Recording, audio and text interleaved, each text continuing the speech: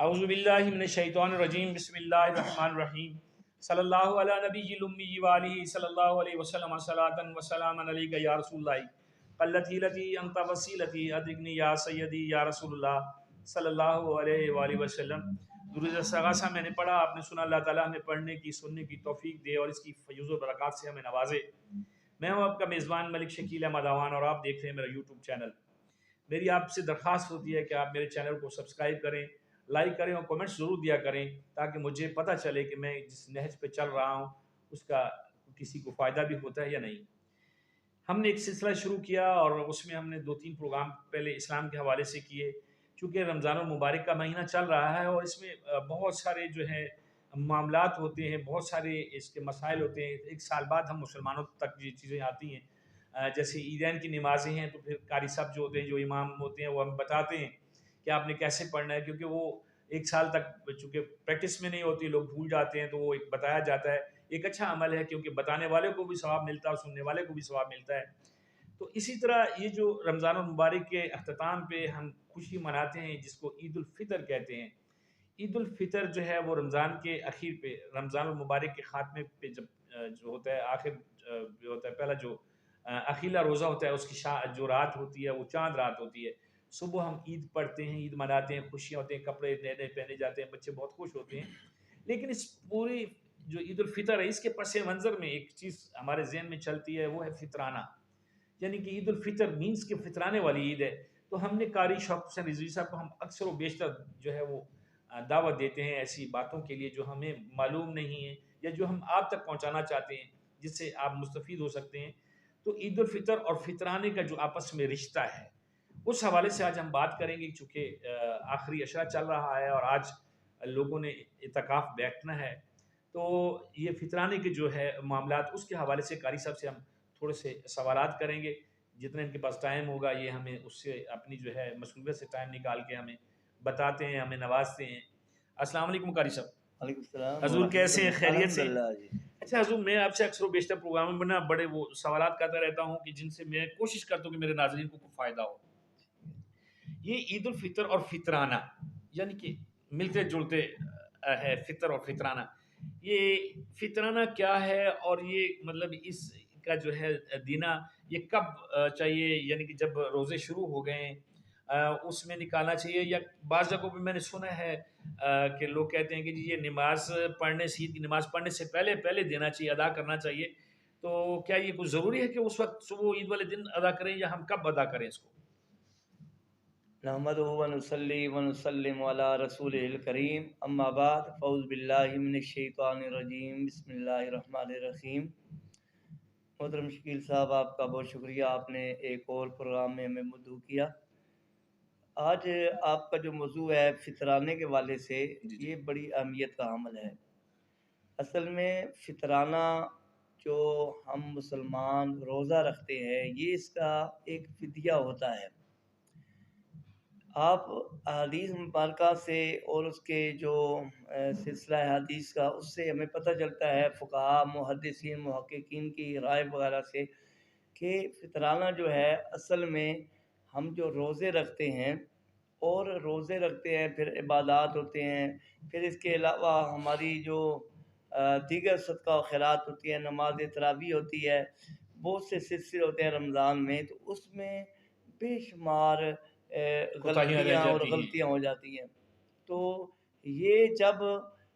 ہماری غلطیاں کوتاہیاں ہوتی ہیں، یہ فطرانہ اس لیے اللہ تبارک و تعالیٰ نے واجب کیا ہے کہ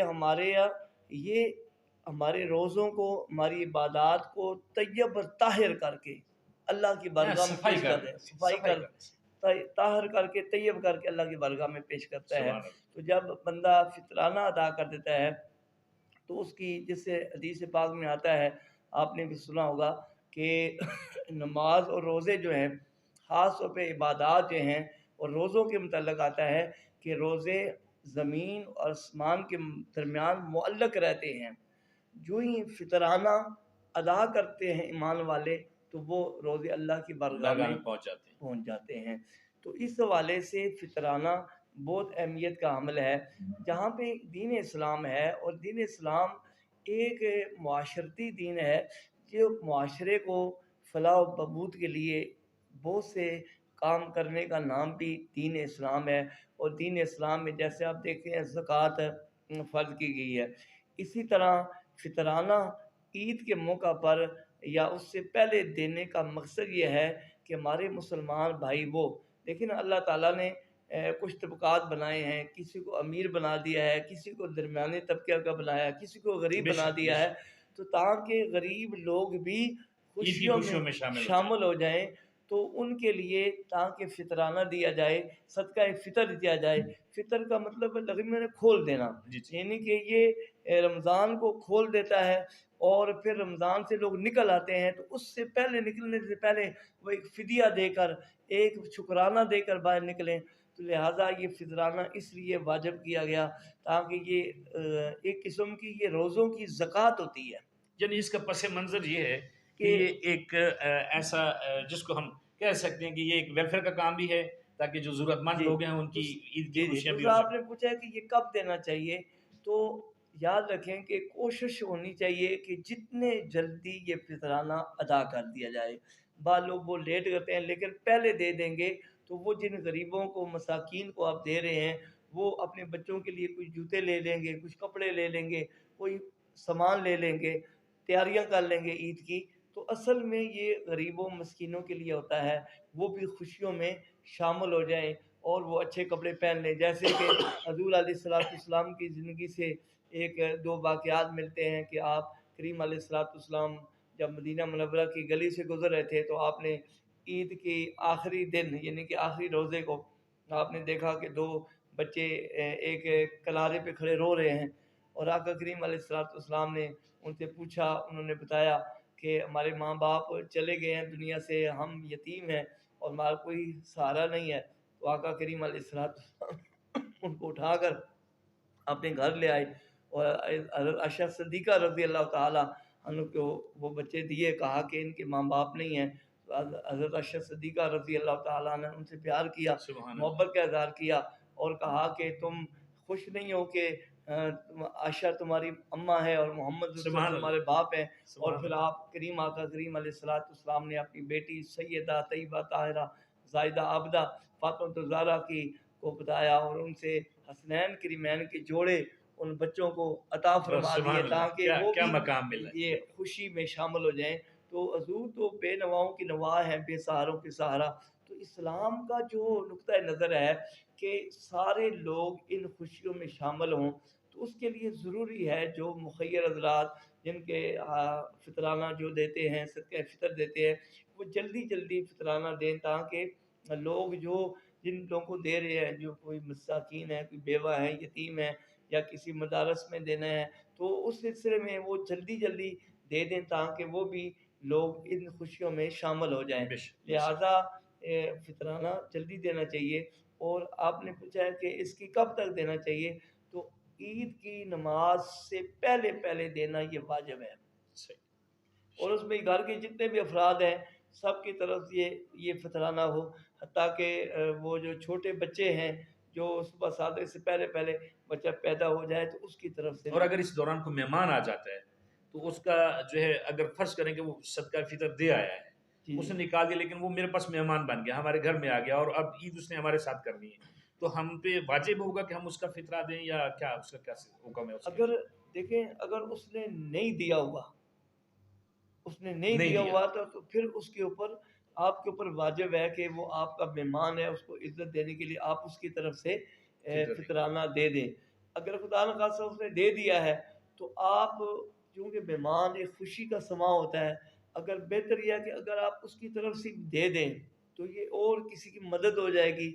کسی غریب کا کام ہو جائے گا، لہذا ان کی طرف سے دے دینا بھی بہتر ہے۔ اچھا، سمجھا اس ہے؟ میں ایک سوال آیا ہمارے پاس کہ ایک بیوہ ہیں، ان کے بچے بہت چھوٹے ہیں،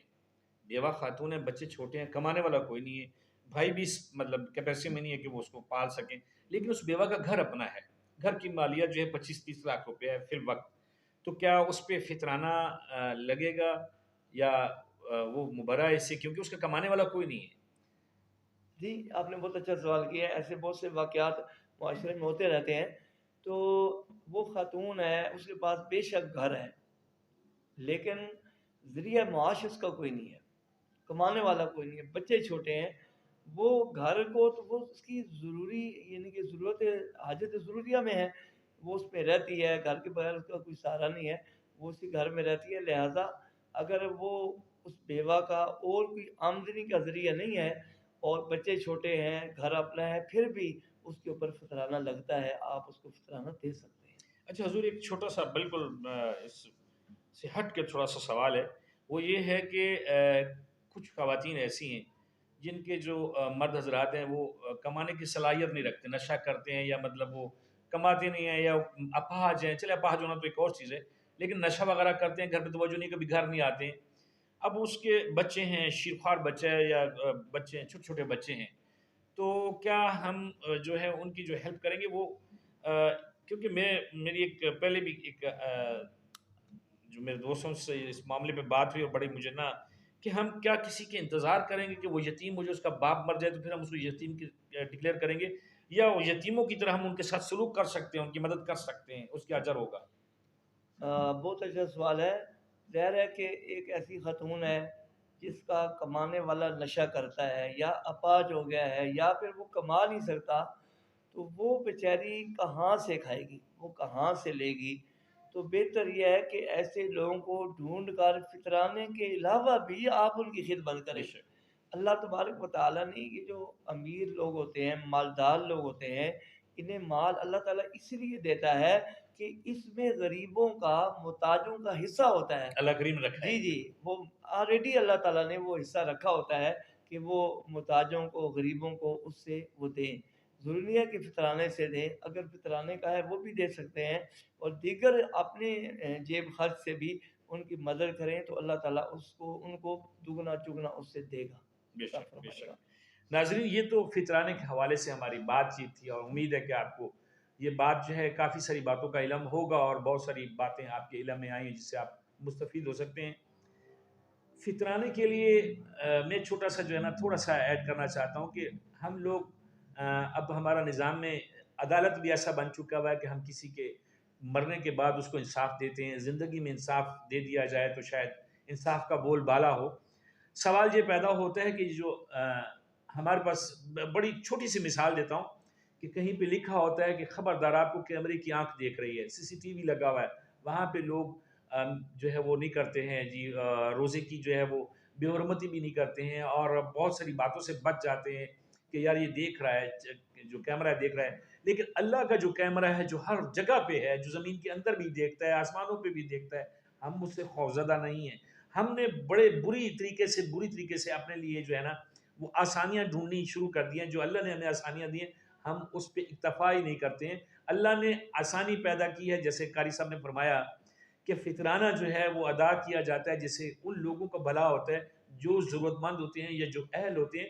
اہلیت کے لیے ضروری نہیں ہے کہ وہ یتیم ہو یا مسکین ہو، اہلیت کے لیے تو بہت سارے لوگ آج اس دور میں تو بہت لوگ ہیں اس چیز کے اہل ہیں، ایلیجیبل ہیں کہ جن کو یہ فطرانہ دیا جائے۔ لیکن عمرہ سے میری گزارش ہے، میں نے پہلے بھی ایک بلاگ میں آج سے کچھ عرصہ پہلے کہا تھا کہ ہمارے ملک میں اگر بالکل پورے طریقے سے شریعت محمدی کے مطابق